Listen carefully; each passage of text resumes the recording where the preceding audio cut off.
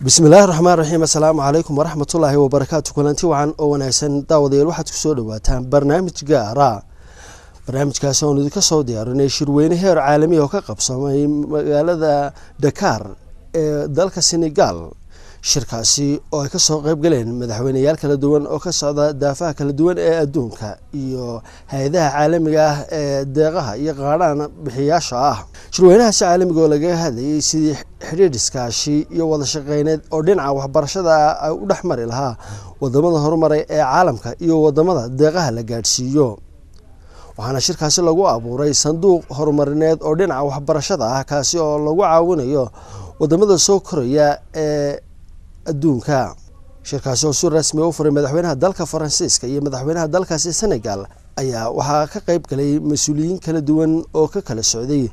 wadamada Afrika gaar ahaan Geeska Afrika wasiirka wasaaradda waxbarashada iyo sayniska ee Soomaaliland Professor Yaasiin Xaaji Maxamuud Xeer Faratoon waxa uu kamid ahaa mas'uuliyiinta lagu marti qaaday shirkaasi isla markaasina khudbadaha qiimaha badan ka jeediyay baahiyaha asaasiga ah dhinaca waxbarashada ee dalahaan ay qabaan shacabka Soomaaliland.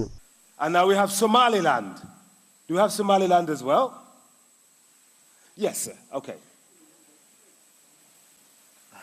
Ladies and gentlemen, I come from Somaliland, a country which is just emerging from a post-conflict situation.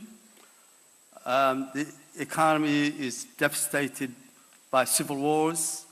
and now by recurrent droughts. But we have a government committed to spending and investing in education. My government is pledging to spend 13% of this domestic budget on education every year for the coming 3 years. And the amount will rise to over 100 million during that 3-year period.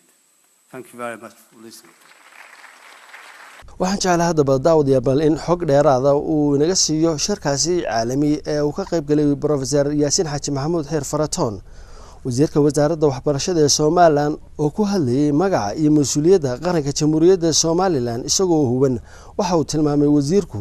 in khudbadiisu ay ku taxalluqaysay baahiyaha asaasiga ah ee waxbarashada dalka iyo sidii horumar aynu uga sameyn lahayn waxaan salaamayaa dhammaan idinka iyo inta iga daawanaysa telefishanka sida uu wariyuhu sheegay waxaan ka qayb galay shir caalamku isugu yimi oo ka dhacayay magaalada Dakar ee dalka Senegal magaalada madaxdiisa ah shirka ilaa dhowr iyo 60 wadan baa yimi oo ka socda Afrika iyo Asia intooda badan oo ahaa dalalka saboolka ah ee dhaqaalaha la siiyo deeqaha la siiyo waxa kale ka soo qayb galay dhammaan wadamada deeq bixiyaasha ah oo haday tahay Yurub haday tahay Mareykan haday tahay Australia haday tahay Carabaha iyo wadamada tan bariga dhexe ee dhaqaalaha iyaguna leh oo iyaguna u yimi inay halka waxay wixii dhaqaale looga baahdo ama dawladahooda ay kaga wakiilka yihiin ay ka sheegaan waxa kale oo yimi hay'adaha iyaguna dhaqaalaha bixiya ama deeqaha bixiya sida banka adduunka IMF-ta banka hay'adan reer Yurub EU-da waxa yimi dad hay'ado masilaya badan oo ay qaar Carabaha markii ugu horeysay wadankan midalan Imaaraadka oo kale waxa meesha la isugu yimina waxa ahayd in kuwa deeqaha la siiyo ee saboolkiina ay baahidooda waxbarasho meesha ka sheegaan kuwa deeqaha bixiyana haday yihiin dalalka hodanka iyo haday yihiin hay'adahaba ayaguna waxa ay ku deeqayaan ama ay ugu ay ugu yaboohayaan ay ka sheegaan sanduuq la yiraaho iskaashiga waxbarashada loo iskaashaday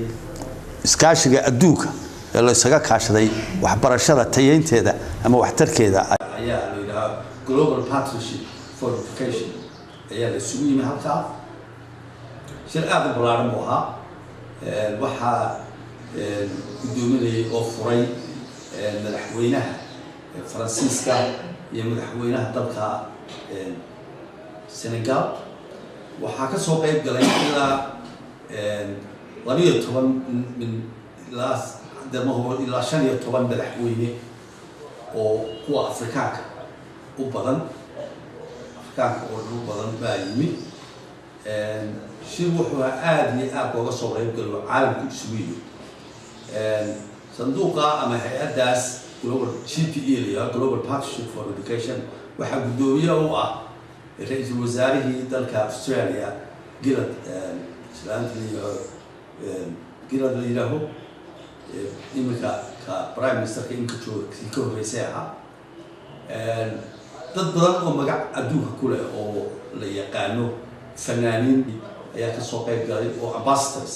waxbarashada u ah ayaa ka soo qayb galay waxaa shir la isku arkay oo ahaa shirkaas wadamada lagu casubay mid waliba maadaama ay farabadnaayeen hal daqiiqo ayaa la siiyey inuu wadan waliba ku soo koobo baahida dalkiisa xaaladda dalkiisa baahidiisa waxbarasho iyo inta dalkaasu uu miisaaniyadda dalkiisa ama dhaqaalaha dalka lagu kharash garaynayo ama uu diyaar yahay inuu ku kharash garayo waxbarashadiisa dal walba waxaa la qiimeynaya inta uu u hurayo ama u ogol yahay waxbarashada waxaana dhici karta in waxaa la siinaya taas lagu saleeyo marka wadan walba hal daqiiqa la siiyey sidaasaan anigu markaa Somaliland aan ugu masilayay oo aan ka wasiir ahaan xaaladda dalkana halkii daqiiqo intaan ka gaarsiin karay ka gaarsiiyey baahida waxa ay tahay iyo waxa dalkeenu diyaarka u yahay inuu geliyo waxbarashadana aan ka sheegay insha Allah dhaqsaana loo rajeynaya in sanduuqaas qaybin doona wixii dhaqaale soo galay lacag aad u badan baa lagu yaboohay lacag 2 bilyan iyo 300 oo milyan ah ayaa goobta laga dhawaaqay oo ay hay'adihii iyo waddamadii deeq-bixiyayaasha dhammaan waddamada maxaa reer Yurub ee xoog la bixiyeen Ingiriiska hadday tahay Faransiiska hadday tahay Sweden Norway Belgium Denmark lacag badan bay bixiyeen 300 milyan 500 milyan oo midhan iyo 200 milyan 100 milyan wadanka Imaaraadka Carabta markii ugu horeysay soo gala shirarka caynkaas ah ama deeqaha xafladaha caynkaas ka soo qayb qaata 100 milyan meeshii kaga yaboohay wadanka Mareykanku lacag aad u fara badan buu bixiyay World Bank lacag badan ayuu bixiyay aduu lacagta guud ahaan intii halkii laga yaboohay waxa ahayd lacag 2 bilyan iyo 300 oo milyan oo dollar waxa waliba ay ka rajo qabeen in meelo badan oo kale wax ka imaanayaan dhowr wadan oo waxa jira waxaan idinka ilaaway Asia wadamada Japan lacag xoog leh bay ku ballan qaaday wadanka Shiinuhu markii uu horeysay ayuu ka soo qayb galay laakiin wuxuu yiri imika anagu maadaama waxaan hore aanan ula socon jiroon oo aanan lahayn dawladdeedii baanu imika ka hawlgalaynaa waxaanu rajaynaynaa inaan lacag badan soo gelino mashruucaas marka mashruuc ballaaran oo si fiican aad moodisay inuu hana qaaday oo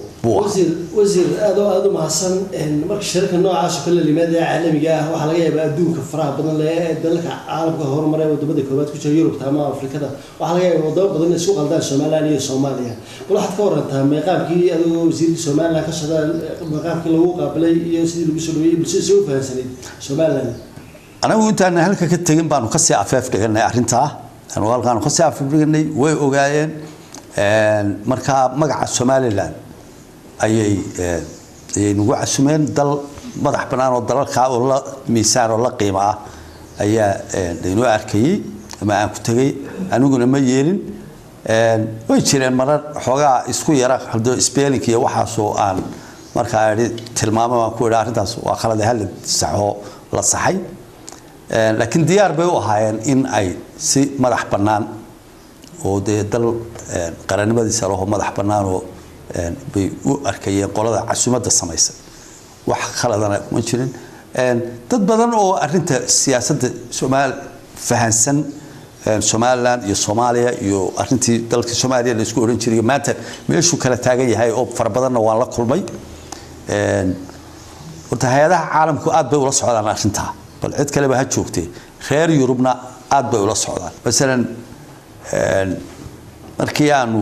shirka weynaha marka xafladda weyn ee lagu sameeyay lagu yabohaya lacagta iyo la isugu yimi